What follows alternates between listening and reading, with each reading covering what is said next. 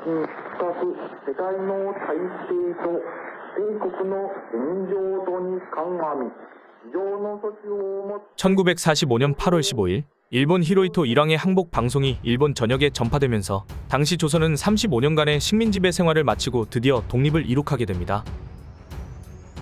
해방 이후 전쟁에서 패배한 일본은 전범 재판 과정에서 본인들에게 문제가 생길 것을 우려하여 조선인 강제징용자들을 부산항으로 송환하기로 결정했습니다. 그렇게 당시 일본에서 징용살이를 하던 수많은 조선인들은 해방이 된 조국으로 돌아가기 위해 부푼 마음을 안고 우키시마호에 탑승합니다. 이때 우키시마호에는 8,000명 이상으로 추정되는 수많은 조선인들이 탑승했습니다. 그렇게 부산항을 향하던 우키시마호는 8월 24일 갑자기 일본 중부 연안에 위치한 마이즈루항으로 항로를 틀었습니다. 그리고 마이즈루항에 배가 도착하자마자 우키시마호에 탑승하고 있던 일본인들은 재빠르게 배를 탈출했고, 그들이 탈출한 지 얼마 지나지 않아 우키시마호는 커다란 굉음과 함께 폭발했습니다.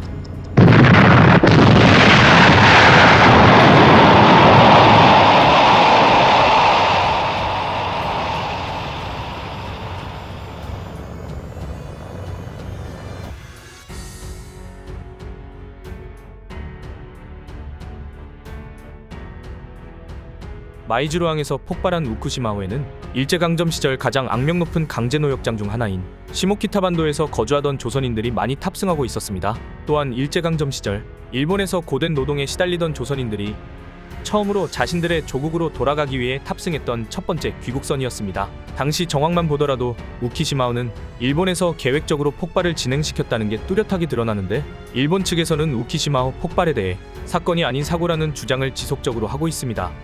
일본은 우키시마호가 갑자기 폭발하여 침몰하게 된 원인에 대해 태평양 전쟁 당시 미군이 설치해둔 기뢰가 배와 충돌하여 폭발한 것이라고 이야기합니다. 하지만 기뢰에 의해 배가 폭발했다면 물기둥이 강하게 솟구쳐 올랐을 텐데, 당시 우키시마호에 탑승했던 생존자들의 증언에 따르면 그 누구도 물기둥 자체를 전혀 보지 못했다고 했습니다. 또 만약 기뢰에 의해 배가 폭발한 것이 맞다면 우키시마호의 선체는 안쪽으로 구부러져 있어야 하지만 우키시마호의 선체는 전부 바깥쪽으로 기울어져 있었습니다. 이것을 보면 우키시마호는 배 내부에서 진행된 폭발로 인해 침몰했다는 것을 알 수 있죠. 우키시마호가 부산항을 향해 항해를 하다가 갑자기 마이즈루항으로 항로를 변경한 것에 대해서는 우키시마호에 탑승했던 일본인들이 부산항에 도착하면 조선인들로부터 보복을 당할까봐 두려워 일본인들이 도중에 배에서 내려 도망가기 위해 마이즈루항으로 항로를 변경한 것이라고 이야기하는데, 당시 우키시마호에서 통신을 담당하던 승무원은 우키시마호가 출항하기 바로 하루 전날 목적지는 부산항이 아닌 마이즈루항으로 간다 라는 내용을 전달받았고, 이 사실은 배에 탑승한 모든 일본인들만 알고 있고 조선인들은 단 한 명도 알지 못했다고 합니다.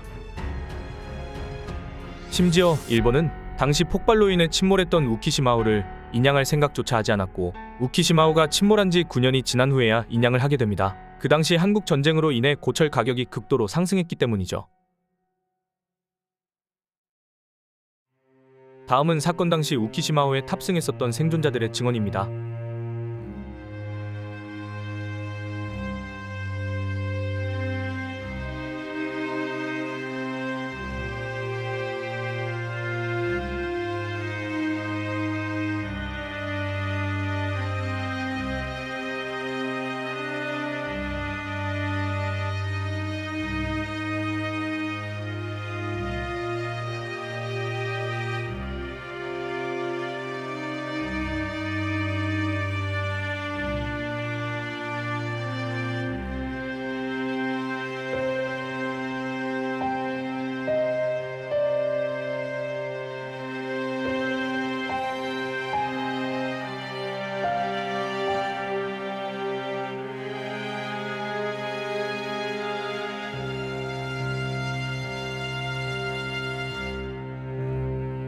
우키시마호 사건은 일본의 사건 은폐로 인해 한국인들조차 많이 알지 못하는 사건 중 하나입니다.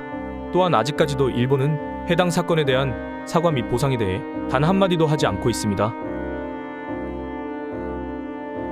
아직도 차가운 바닷속에 가라앉아 있을 우리 선조들을 더 많은 사람들이 기억해 주길 바라며 오늘 영상은 여기서 마치도록 하겠습니다.